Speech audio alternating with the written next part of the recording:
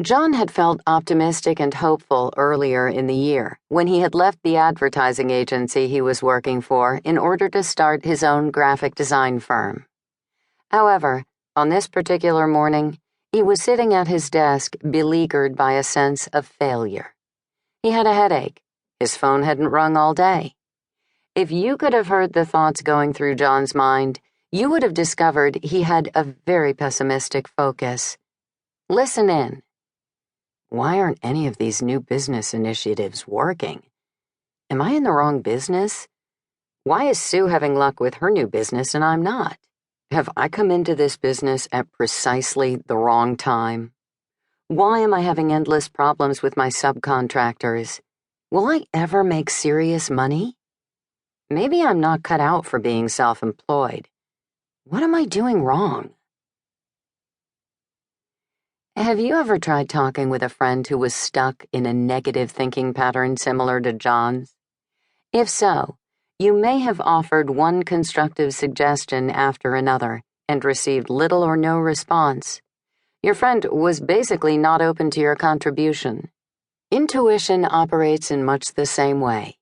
If your mind is closed to new ideas, there's simply no room for inspired input from your eager-to-help inner consultant. When John began to recognize that his unhelpful mental state wasn't producing the answers he needed, he began to shift his focus. He said he remembers something I had said in one of our consulting sessions. The quality of the questions you ask yourself will determine the quality of the answers you get back. He realized he wasn't asking very good questions. Learn to shift your focus. Edward de Bono, a leading authority on creativity thinking, is quoted on the brainyquotes.com website, saying, "Sometimes this situation is only a problem because it is looked at in a certain way. Looked at in another way, the right course of action may be so obvious that the problem no longer exists." John realized that all of his concerns were focused on the theme, "What am I doing wrong?" His whole internal concentration was on what's wrong.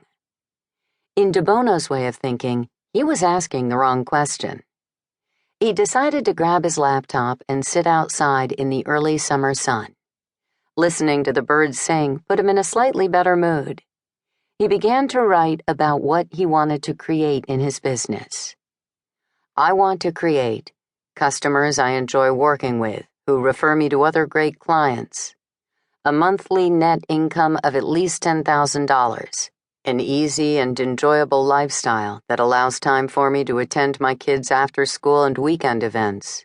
A great team of subcontractors who I can count on to deliver an excellent product or service. Positive press for my graphic design business." As John continued his list, he found himself in an even better frame of mind. His thinking was clearer. He felt open to new possibilities. Ideas began to pop into his head. As he sat outside basking in the sun, he began to shift his focus to questions such as, "How can I increase my visibility?" or "What can I do to attract my favorite type of clients? How could I make all this easier?"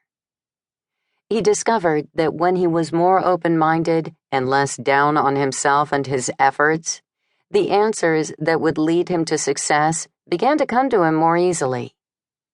By the end of his self-imposed break, he had come up with some creative marketing ideas, as well as a new approach to provide incentives to current clients who introduced him to new ones. Best of all, when he got back to his office, he found that a potential new client had called with an interesting design project. What do you want to create? Sally had a slightly different situation. She'd been out of work for 4 months and was feeling a little desperate to be back and involved in her career as a CIO in the banking industry. A single mother with a 14-year-old daughter, her last position ended when her former bank was merged with a larger one. She was networking with everyone she knew.